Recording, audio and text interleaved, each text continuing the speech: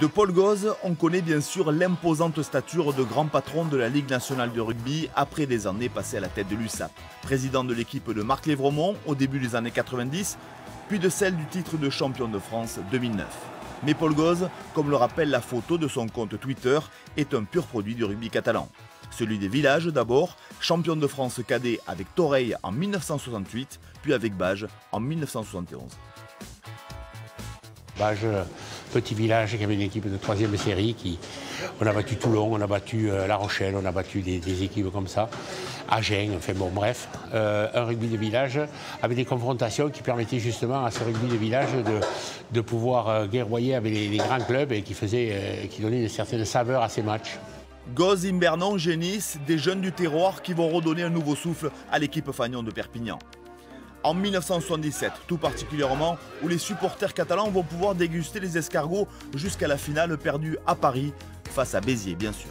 On a eu l'apport d'André Kilis, qui était un fabuleux entraîneur, donc il nous a permis de canaliser toute cette furia et a pu la mettre en musique, qui nous a permis d'être plus structuré et d'avoir un jeu plus posé, qui nous a permis de faire des résultats. Et à part l'équipe de Béziers qui, bon, je pense que nous était supérieurs à cette époque-là, on peut dire qu'on était la deuxième équipe française pendant cette période. Dès la 4e minute, une action personnelle de Gauze, le géant de l'USAP. Dans ces années 70 et son rugby très viril, Paul Gauze va faire étalage de ses capacités. Comme ici, toujours en 1977 face à Agen, avec son numéro 4 dans le dos, il est à l'origine de 2 essais qui envoient les Catalans en quart de finale.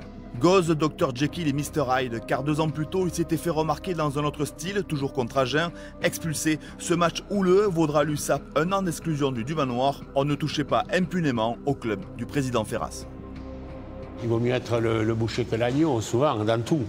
Mais bon, au rugby aussi. Mais je veux dire, c'est un phénomène général de la vie, ça. Hein? Et sur le terrain de l'appliquer. Et sur le terrain, bon, à partir du moment où on a la préférence, entre les deux, on essaie d'être celui qu'on préfère.